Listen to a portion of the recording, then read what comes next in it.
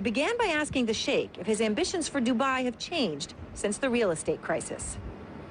I don't call it crisis. It's a challenge. This is a challenge, you know, when everybody, all good leader when the things are all right. But you take a leader, a good leader to come, you know, when it's a crisis like that. What about the real estate market here?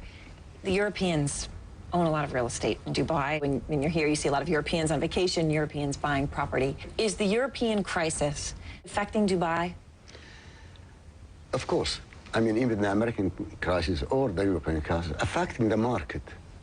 But we are here better than anywhere else. We get out of the crisis and now we back building again. But just to remind me, when the crisis, you know, the tallest building we completed, the metro we completed, the Maidan we completed, all was in the crisis. So all the big project, we did not stop. We only stopped. Some project was on the paper for a year or two. I was surprised when I was here in May for the graduation at the American University Dubai, and I made a comment about I was covering Tahrir Square during the revolution, and the students in the audience were cheering, and you were supportive of them. And I wasn't sure whether you would be supportive of them. I didn't know exactly how you would react. So what is your view of the Arab Spring? I said that in 2004. I said, please change or you will be changed. You were talking about Arab governments. The Arab government. The Arab Spring is the people who waited for a long time.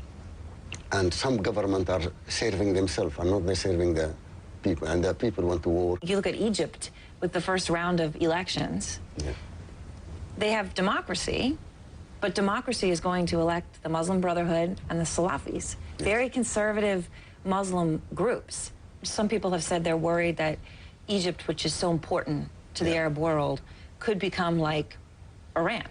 That they could democratically choose to be like Iran with an Ayatollah, with a totally religious society. Do you have that fear at all? No, I don't, because Egypt has a very strong army watching what's happening and giving the lead for this party. And what about in Syria? What do you think is going to happen in Syria?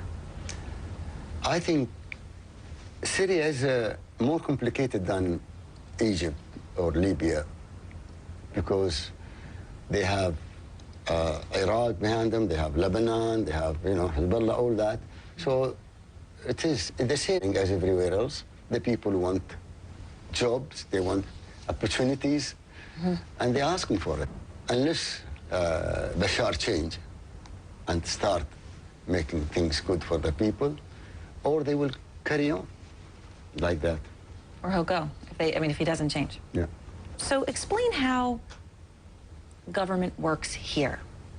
Because the United Arab Emirates is different. You have accomplished things that those other countries have not. But it's not a democracy either. So explain how it works. We are, you know, tribes. We must serve our people. We must get the education, the universities, the hospitals, housing, and no tax here. And the government is the wealth to spend on the people. No tax. A lot of people on the street love that. Yeah. Say, what do you like about Dubai? No tax, no tax. Yeah, no tax, and the government is working. Like today in the cabinet, we made the program, we have our vision, and we're going through it, and we are achieving that vision, you know. The dream, we are getting there.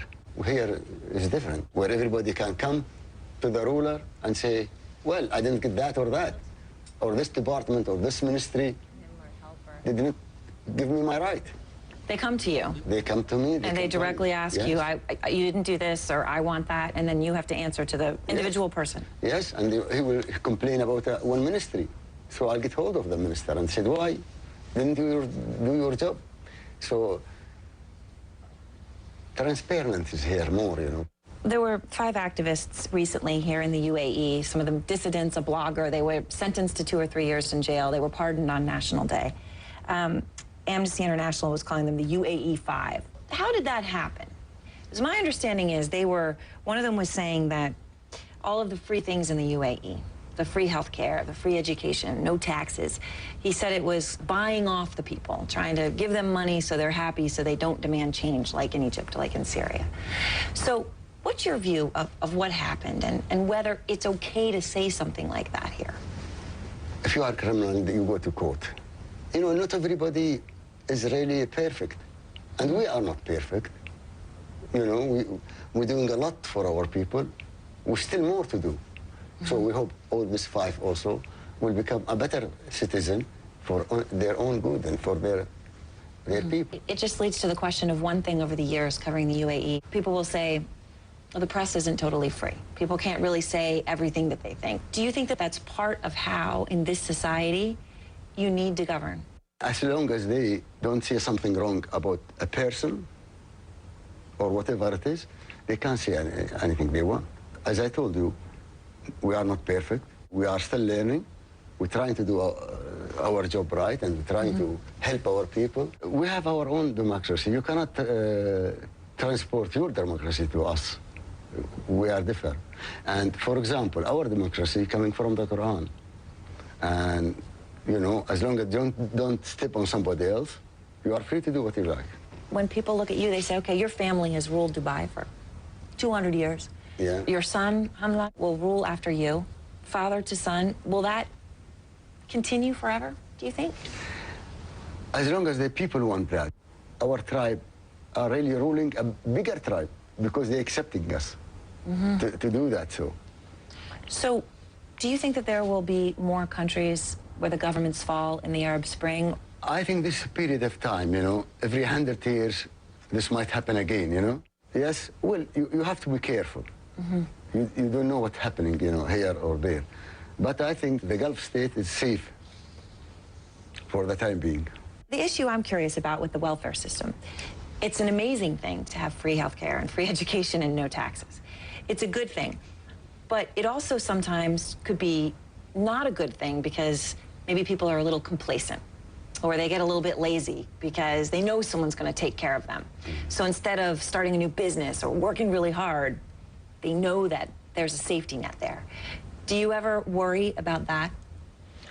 Not really. Not really, because this is only the basic. People want more, want a better life. They want a better job. So they have to work harder. So Dubai's had some problems, but you're going ahead. So you're showing people that you can take risks, you can have failures, you can stand up and keep going. Yeah, and don't stop when somebody doubts you. Once you make up your mind, then go full speed. And that's what we think, and that's what we believe, and that's what going to happen. You know, I'm not looking for the last spring, I'm looking for the next spring. Is Iran a bigger threat now than it was a few years ago? Iran is our neighbor. They are Muslim, and we lived next to each other for thousands and thousands of years. I don't believe that Iran will be under the nuclear weapon. You don't think they're going to get a nuclear weapon? I don't think so myself. What can Iran do with the nuclear weapon? For example, will they hit Israel? How many Palestinians will die? And you think if Iran hit Israel, their city will be safe? No. They will be gone next day.